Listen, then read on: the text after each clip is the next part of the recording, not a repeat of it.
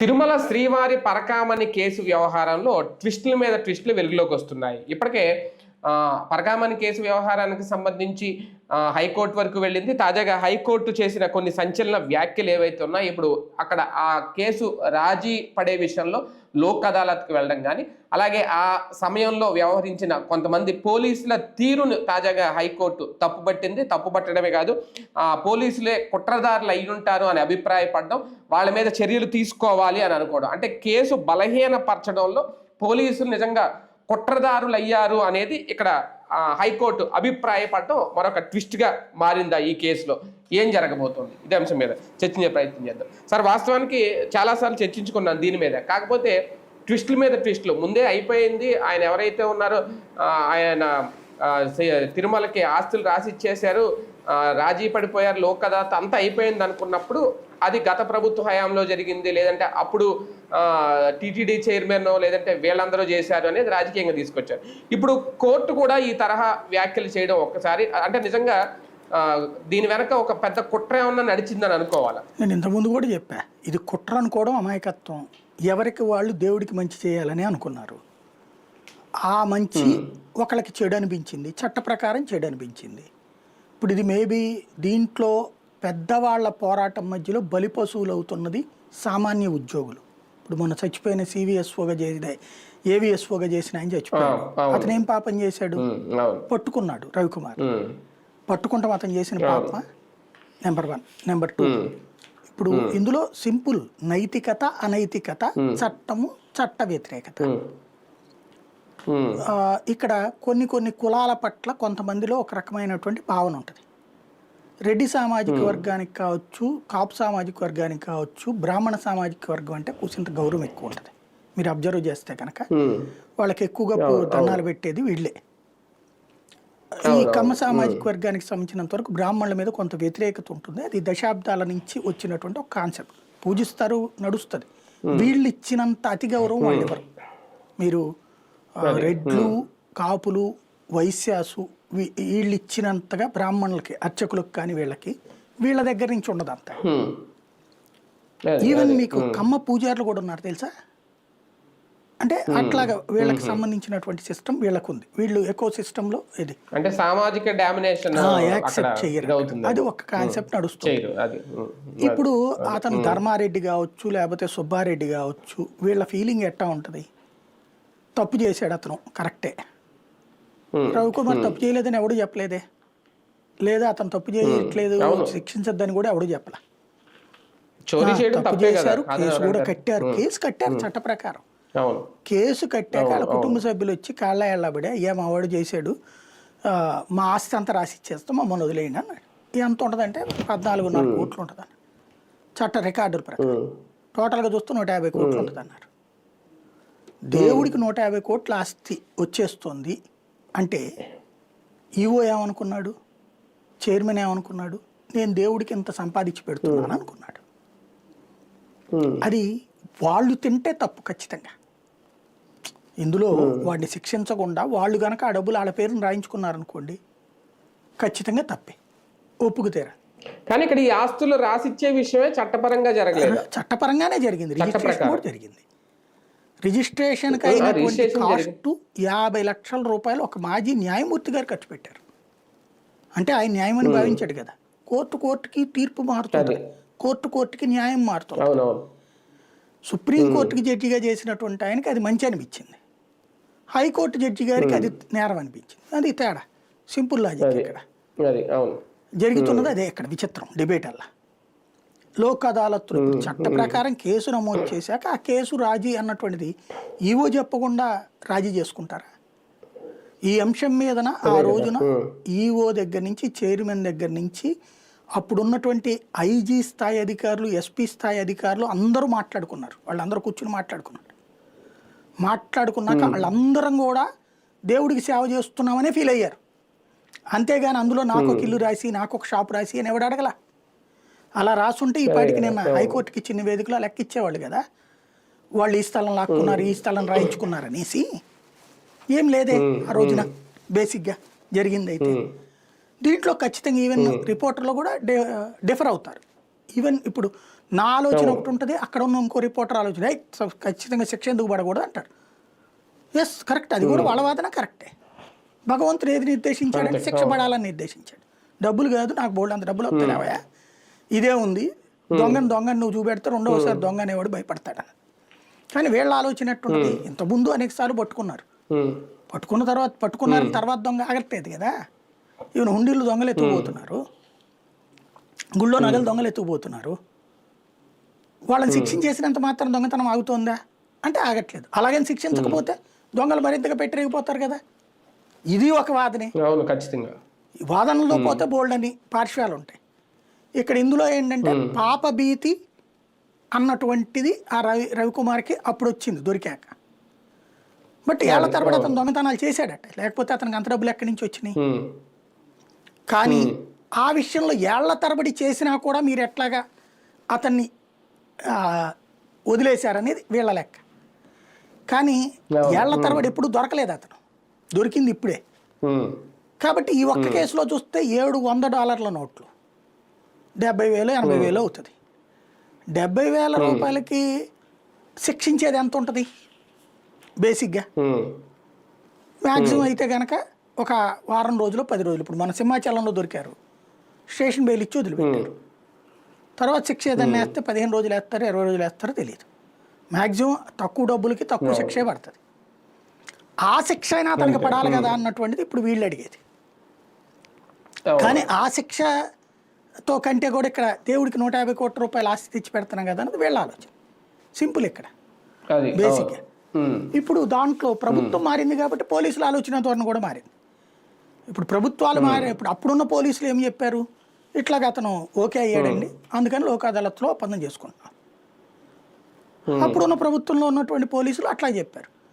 ఇప్పుడు ప్రభుత్వం మారింది కాబట్టి ఇందులో రాజకీయం వచ్చింది కాబట్టి వీళ్ళు ఇచ్చిన నివేదిక ఏంటి, అది రూల్స్కి విరుద్ధంగా చేశారని వీళ్ళు చెప్పారు నివేదిక. అది రూల్స్కి అనుగుణంగా ఉందనే కదా ఆ రోజు. ఇప్పుడు లోక్ అదాలత్ అంటే ఎవడో బయట ప్రైవేట్ సెటిల్మెంట్ కాదు కదా, అది కోర్టు జడ్జి గారు ఇచ్చేది. జడ్జి గారు ఎట్లాగ ఇచ్చారు మరి దాంట్లో? అంటే ఆయన కూడా ఫీల్ అయ్యాడు కదా ఇది న్యాయం అని. సుప్రీంకోర్టు జడ్జి గారు ఫీల్ అయ్యినేమో తన సొంత డబ్బులు ఖర్చు పెట్టాడు రిజిస్ట్రేషన్కి. అక్కడ ఆ సుప్రీంకోర్టు జడ్జి గారు అట్లా ఖర్చు పెడుతున్నారు కాబట్టి లోకల్ జిల్లా మ్యాజిస్ట్రేట్ ఏం చేస్తాడండి, లోక్ అదాలత్ మ్యాజిస్ట్రేట్ ఓకే చేశాడు. న్యాయ వ్యవస్థ కదా ఇక్కడ చేసింది రెండు కూడా.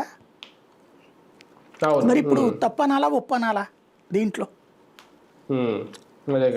ఒక ఆస్పెక్ట్లో చూసినప్పుడు శిక్షణ పడాల్సిందే, ఇంకొక ఆస్పెక్ట్లో చూసినప్పుడు ఇంత డబ్బులు వచ్చినప్పుడు ఏముంది, బ్రాహ్మణుడు ఏదో తప్పుతో దొరికాడు మొదటిసారి కదా అన్నటువంటి రెండు ఆస్పెక్ట్లో ఉంటాయి.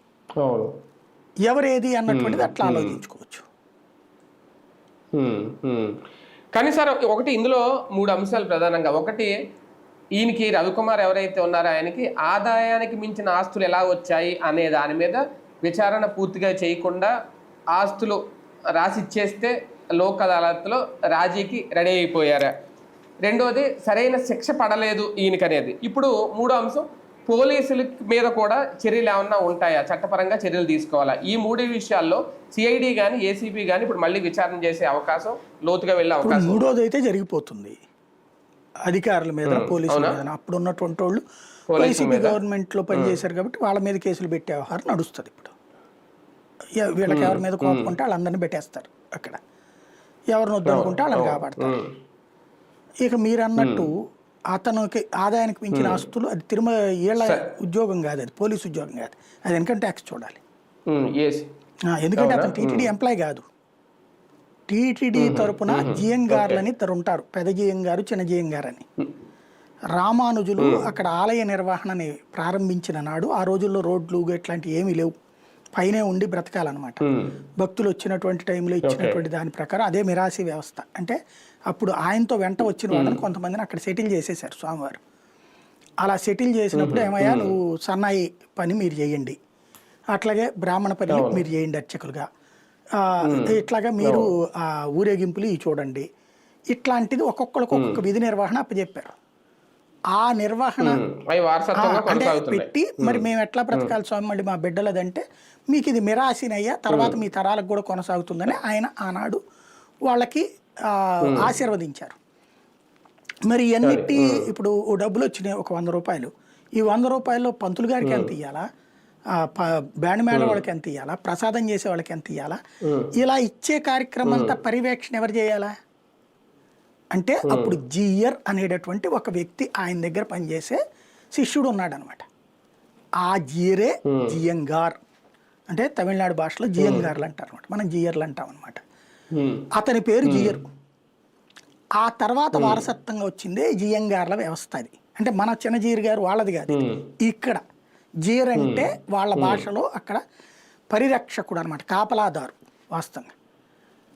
వాళ్ళకి ఆ తర్వాత తరతరాలుగా ఆ సిస్టమ్ కంటిన్యూ అవుతూ వచ్చింది. అయితే ఆ మొదటి జీఆర్ గారు ఎవరైతే ఉన్నారో ఆయన కాలక్రమంలో వృద్ధాప్యంలో కాషాయం ధరించి అక్కడ నిర్వహించడం బిగించేశారు. తనకు వచ్చిన డబ్బులతో వేదాలు చదివించడం పిల్లల్ని అట్లాంటివి బిగించేశారు, ఒక ఆశ్రమం లాగా పెట్టి. ఇక అక్కడి నుంచి తర్వాత వచ్చే జీఎంగారులందరూ కూడా పైన ఒక సత్రం మఠం ఇవ్వటం, ఇద్దరికి పెద్దగా జీఎంగారికి ఒక మఠం, చిన్న జీఎంగారికి ఒక మఠం ఉంటుంది. వాళ్ళకి ₹1 కోటి ఎంత ఏడాదికి డబ్బులు ఇస్తుంది టీటీడీ. దాంతోపాటు ఈ నిరంతరం రోజు పొద్దున్నే గుడి లోపలికి వెళ్ళి ఫస్ట్ తొలి దర్శనం అయిపోయిన తర్వాత తొలి దర్శనం చేసుకునేది ఇవాళకి కూడా యాదవుడే, వెంకటేశ్వర స్వామి ఇచ్చినటువంటి ఇదనమాట. ఆ తర్వాత అర్చకులు, ఆ అర్చకులు అభిషేకాలు కానీ మిగతా పూజ చేస్తున్నప్పుడు జియంగారు అక్కడ ఉండాలి. అది ఆ జియంగారు ఉద్యోగం. ఆ జియంగారు గారి ఆశ్రమంలో ఉన్న వ్యక్తి ఈ మరి పరిరక్షకుడు కదా, పర్యవేక్షకులు కదా, అందులో భాగంగా ఈ రూపాయలు లెక్కేసే చోట వీళ్ళ సిబ్బంది ఒకళ్ళు ఉండాలి అక్కడ. ఇట్ ఈజ్ ఒక ప్రోటోకాల్, ఆ ప్రోటోకాల్లో పార్ట్ అనమాట. అందులో భాగంగా జీఎంగారి మఠం అతను రవికుమార్ ఉండేవాడు. అతను రెగ్యులర్గా ఉంటూ ఉండటం వల్ల సాధారణంగా తనిఖీలు ఎక్కువ పట్టించుకోరు. మామూలుగా అయితే కనుక అంతా చూస్తుంటారు, పట్టించుకోలేదు. ఇదివరకు కెమెరాలు కొంచెం డిస్టర్బ్డ్గా ఉండే, అంటే నార్మల్గా ఉండే. తర్వాత జగన్ టైంలో వచ్చిన తర్వాత ఈ ధర్మారెడ్డి వచ్చాక దానికి మంచి సోఫిస్టికేటెడ్ కెమెరాస్ తెచ్చారు. దాంతో ఇతను దొరికిపోయాడు. అది ఆ దొరికిన తర్వాత అక్కడ అతన్ని పట్టుకోవడము స్పెషల్ అచీవ్మెంటే. అతను పట్టుకున్న తర్వాత అంత డబ్బులు అతని నుంచి స్వాధీనం చేసుకోవడం స్పెషల్ అచీవ్మెంటే. కాకపోతే అది పాపము శాపమైంది ఎక్కడ అంటే అది బ్రాహ్మణులే పోనీ బతకని అంటాం అని వాళ్ళు ఆస్తులు కూడా రాయిపిచ్చేసుకున్నాం కదా అని వాళ్ళు అనుకున్నారు. అది తప్పు, శిక్షించాలి కదా అన్నది వీళ్ళు అనుకుంటున్నారు. అంతే ఇక్కడ జరుగుతున్నది. అంటే ఇప్పుడు పోలీసుల మీద చర్యలతో పాటు బలమైన సెక్షన్లు మార్చి మళ్ళీ కేసు ఇందులో ఏదో ఊరికినే ఇంకేం పెడతారు అందులో? దొంగతనానికి దొంగతనం సెక్షనే కదా పెట్టేది, ఇంకేమైనా పెడతారు అందులో? దానికి ఇప్పుడు పోలీసులు సహకరించారంటే ఏం సెక్షన్లు ఉన్నాయి? పోలీసులు సహకరించారనడానికి పోలీసులు దొంగతనం చేయించారా? సుప్రీంకోర్టుకు పోతే పోతుంది కేసు. కాకపోతే ఈ లోపు కాస్త అడావిడి నడుస్తున్నది. రెండో పాయింట్ ఏంటంటే ఇక్కడ సింపుల్ నేను చెప్పిన రెండు లాజిక్ అనమాట. ఒకటి, ఇందులో అతనికి సంబంధించి వేరే ఎవరన్నా లబ్ధి పొంది ఉంటే పోలీసు అధికారులు వాళ్ళు ఖచ్చితంగా క్రైమ్, వాళ్ళ మీద కేసు పెట్టా తప్పులేదు. ఇంతవరకు ఎవరు లబ్ధి పొందినట్టు ఏమీ తేలలేదు. ఓన్లీ అక్కడ ఎథికల్ అనెథికల్ యాక్ట్ అనే యాక్ట్ అనమాట. అంతే. చట్ట ప్రకారం చేశారంటే చట్ట ప్రకారం చేయలేదు అంటున్నారు. లోక్ అదాలత్ అంటే చట్ట ప్రకారం. అట్లాగే 50 లక్షల రూపాయలు డబ్బులు జడ్జి గారు పెట్టుకున్నంటే చట్ట ప్రకారమే పెట్టుకుంది. రిజిస్ట్రేషన్ ఊరికినే కాదు కదా ఇచ్చేది, ఆయన కష్టార్జితం నుంచి తీసి ఇచ్చారు డబ్బులు. కాబట్టి ఒకళ్ళకొకటి న్యాయం అనిపించింది, ఇంకోళ్ళకి అన్యాయం అనిపించింది. అది కాకపోతే ఈ మొత్తం ఎవరిలో ఒక మంచి జరిగిందల్లా ఏంటంటే మనం ఇప్పుడు డబ్బులు మనమైనా లెక్కేయడానికి వెళ్ళొచ్చు, నేను చేస్తామంటే సేవకి ఒప్పుకుంటారు. అదొక సేవ కింద చూస్తారు. దానికి బదులుగా దర్శనానికి అలౌ చేస్తారు మనకి. ఆ కాన్సెప్ట్ కింద చేస్తారు చాలా. అలాంటి దాన్ని ఇప్పుడు వాళ్ళని కడ్రాయర్ మీద నుంచోబెట్టి చూస్తున్నారట, మొత్తం కూడా చెక్ చేసి పంపిస్తున్నారు. అట్లా ఇంటే అదేం అనాగరికం అంటున్నది కోర్టు. అంటే ఆ నిబంధన మార్చడం ఏముంది, ఇప్పుడు కోర్టు చెప్పింది కదా బల్లలు పెట్టండి, బల్లల మీద పోయిండి. అప్పుడు ఇంకా అప్పుడు ఇలాంటివి జరిగినప్పుడు మళ్ళీ చేస్తేనే ఈయన కూడా మొన్న డాలర్లు ఏదో పంచిలో పెట్టుకుని వెళ్ళారు అనేది కదా అప్పుడు. మరి ఇప్పుడు చెక్ చేయకపోతే అదే చెప్పేది. ఇప్పుడు పక్కనేమో ఇటు చెప్తూ మళ్ళీ అది చెప్తోంది కోర్టు. అది కన్ఫ్యూజన్ అన్నమాట. అది చూడాలి ఏం జరుగుతుంది. రైట్, చూద్దాం. మొత్తానికి ఈ పరకామణి కేసు ఏదైతే ఉందో తిరుమల శ్రీవారి పరకామణి కేసు, ఇది ఒక కొత్త ట్విస్ట్. నిజంగా ఇప్పుడు పోలీసులే ఇందులో కుట్రదారులు అయితే ఎవరి మీద చర్యలు తీసుకుంటారు, ఎవరెవరు వాళ్ళ మీద కేసులు నమోదవుతాయి, వాళ్ళ మీద ఎలాంటి చర్యలు ఉంటాయి, అలాగే ఆదాయానికి మించి ఆస్తులు ఉన్నాయి అనేది కూడా దానికి సంబంధించి చట్టపరంగా జరగలేదు ఆస్తుల పంపకాలు, వీటన్నిటికి సంబంధించి ఇప్పుడు మళ్ళీ విచారణ కొనసాగుద్దా, ఏం జరుగుద్దో వేచి చూద్దాం.